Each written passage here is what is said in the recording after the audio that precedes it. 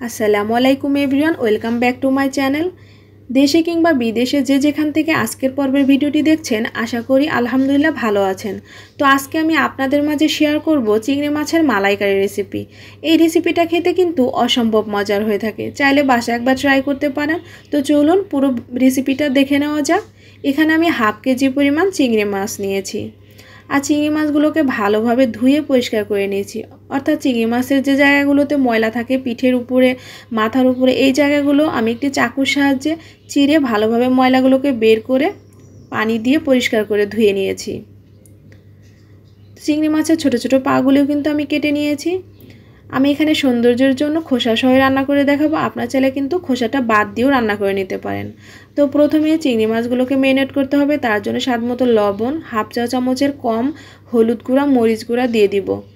হাত দিয়ে ভালোভাবে মেখে 10 মিনিটের জন্য ম্যারিনেট করে রাখতে হবে। তো এই রেসিপিটা রান্না করতে যে যে উপকরণগুলো লাগছে সেই উপকরণগুলো আমি এর ফাঁকে রেডি করে নেব। প্রথমে একটি ব্লেন্ডার জার নিয়েছি, আর জারে দিয়ে দিব কিছু নারকেলের টুকরো, অর্থাৎ এখানে আমি হাফ নারকেল ব্যবহার করেছি। এখন দিয়ে দেব কুসুম গরম পানি 1.5 কাপ পরিমাণ। এখন আমি ঢাকনা দিয়ে ঢেকে ব্লেন্ড করে নেব। তো আমার ব্লেন্ড করা হয়েছে, দেখতেই পাচ্ছেন। এখন আমি একটি ছাঁকনির সাহায্যে নারকেলের দুধটা বের করে নিব। একটি স্প্যাচুলারের সাহায্যে চেপে চেপে নারকেলের দুধটা বের করে নিতে হবে। এই রেসিপিটাতে কিন্তু অবশ্যই নারকেলের দুধটা ব্যবহার করতে হবে। চেষ্টা করবেন নারকেলের দুধটা ব্যবহার করার জন্য। অন্য একটি ব্লেন্ডার জারে দিয়ে দিব 5 থেকে 6টি কাজু বাদাম, 2 চা চামচ অর্থাৎ 1.5 চা চামচ সরিষা, দিয়ে দিব 1/3 কাপ টক দই। এই উপকরণগুলো ব্লেন্ড করে নিতে হবে। তো আমার ব্লেন্ড করা হয়ে এসেছে। চুলায় একটি ফ্রাই প্যান বসিয়ে দিয়েছি, দিয়ে দিব এখানে আমি হাফ কাপ পরিমাণ সরিষার তেল। আর তেলটা গরম হয়ে আসলে দিয়ে দিব ম্যারিনেট করে রাখা চিংড়ি মাছগুলোকে। এই পর্যায়ে কিন্তু চুলার আঁচটা মিডিয়াম টু লো হিটে রেখে এই চিংড়ি মাছগুলোকে ভেজে নিতে হবে। অবশ্যই কিন্তু 15 থেকে 16 সেকেন্ডের বেশি এই চিংড়ি মাছগুলো ভাজা যাবে না, তাহলে কিন্তু রাবারের মতো শক্ত হয়ে যাবে, খেতে কিন্তু তেমন ভালো লাগবে না। এক পাশে যখন সুন্দর একটা কালার চলে আসবে ওই পর্যায়ে উল্টে দিতে হবে।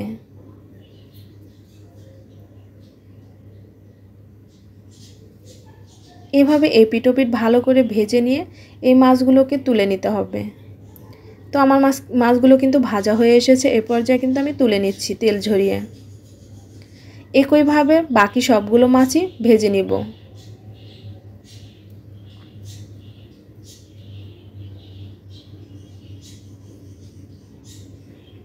এখানে চাইলে আপনার যে কোনো সাইজের চিংড়ি মাছ দিয়েও কিন্তু এই রেসিপিটা তৈরি করে নিতে পারেন, তাতেও কিন্তু অনেক টেস্টি হবে। একই তেলে দিয়ে দিব কিছু গরম মশলা, দারচিনি, এলাচ, লবঙ্গ আর তেজপাতা। দিয়ে দিব হাফ কাপ পরিমাণ পেঁয়াজ বাটা। একটু মিক্সড করে নিতে হবে নেড়ে চেড়ে। এরপর অ্যাড করে দিতে হবে হাফ চা চামচ আদা বাটা আর হাফ চা চামচ রসুন বাটা। তো নেড়ে চেড়ে মিক্সড করে নিতে হবে। এভাবে ধাপে ধাপে মশলাগুলো অ্যাড করতে থাকবেন আর মশলাগুলো কষাতে থাকবেন, তাহলে কিন্তু রেসিপিটার টেস্টটা ভালো আসবে। দিয়ে দিব রেডি করে রাখা মিক্সারটা। এখানে অ্যাড করে দিব আমি হাফ চা চামচ হলুদ গুঁড়া আর 1 চা চামচ মরিচ গুঁড়া, স্বাদ মতো লবণ আর হাফ চা চামচ ভাজা জিরার গুঁড়া। ঝালটা আপনারা যে যেরকম খেতে পছন্দ করেন সেভাবে অ্যাড করে দিবেন। তো নেড়ে চেড়ে ভালোভাবে মিক্স করে নিতে হবে। এ পর্যায়ে ঢাকনা দিয়ে কষিয়ে নিতে হবে 4 থেকে 5 মিনিট একদম লো হিটে। তো দেখতেই পাচ্ছেন কষানো কিন্তু হয়ে এসেছে মশলাটা, আর মশলাটা কিন্তু অনেকটা ঘন হয়ে এসেছে। এই পর্যায়ে অ্যাড করে দিতে হবে ভেজে রাখা চিংড়ি মাছগুলো। এই চিংড়ি মাছগুলো একটু নেড়ে চেড়ে মশলার সাথে মিশিয়ে নিতে হবে। এখন আমি অ্যাড করে দিব এখানে 1/3 কাপ লিকুইড গরুর দুধ। দুধটা কিন্তু আগে থেকে জাল করা ছিল।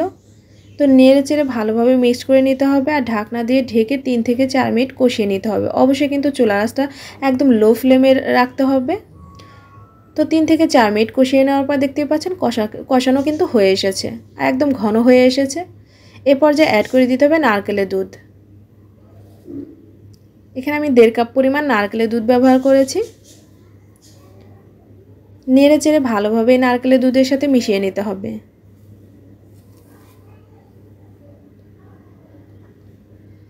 এই পর্যায়ে চুলার আঁচটাকে একটু বাড়িয়ে দিয়ে ঢাকনা দিয়ে রান্না করে নিতে হবে বেশ কিছুক্ষণ, অর্থাৎ একটা বলক চলে আসবে। ওই পর্যায়ে অ্যাড করে দিতে হবে কিছু কাঁচামরিচ। এখানে আমি 4 থেকে 5টি কাঁচামরিচ মাঝখান থেকে একটু ফালি করে দিয়ে দিচ্ছি। তো নেড়ে চেড়ে ভালোভাবে মিক্স করে নিতে হবে।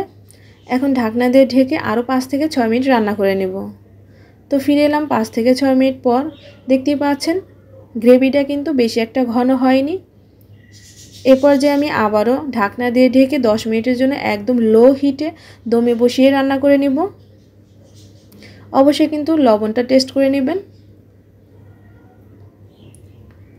তো ফিরে এলাম 10 মিনিট পর। দেখতেই পাচ্ছেন গ্রেভিটা কিন্তু ঘন হয়ে এসেছে। এই পর্যায়ে বুঝে নিতে হবে রান্নাটা হয়ে এসেছে, আর তেলটাও কিন্তু উপরে ভেসে উঠেছে। তো আমার রান্নাটা অলরেডি কমপ্লিট। এখন আমি পরিবেশন করে দেখাচ্ছি। এই রেসিপিটা দেখতে যেরকম লোভনীয়, খেতেও কিন্তু তার চেয়েও বেশি মজার। একবার হলেও কিন্তু বাসায় ট্রাই করবেন। একবার হলেও বাসায় রান্না করে সবাইকে পরিবেশন করে খাওয়াবেন, তাহলে কিন্তু সবাই আবার অবশ্যই আপনার প্রশংসা করবে। রেসিপি সম্পর্কে কোনো তথ্য জানা থাকলে আমার চ্যানেলের কমেন্ট বক্সে অর্থাৎ কমেন্ট সেকশনে কমেন্ট করে জানাতে পারেন। এরকম মজার মজার রেসিপি পেতে চাইলে কমেন্ট বক্সে অবশ্যই কমেন্টস করে জানাবেন। তা আমার রেসিপিটা ভালো লাগলে অবশ্যই লাইক শেয়ার কমেন্টস করতে ভুলবেন না। আর চ্যানেলটি সাবস্ক্রাইব করে বেল বাটনটা অন করে রাখবেন। যখন আমি কোনো ভিডিও দিব নোটিফিকেশন সবার আগে পৌঁছে যাবে। তো আজকের ভিডিও পর্যন্ত সবাই ভালো থাকবেন, সুস্থ থাকবেন। আল্লাহ হাফেজ।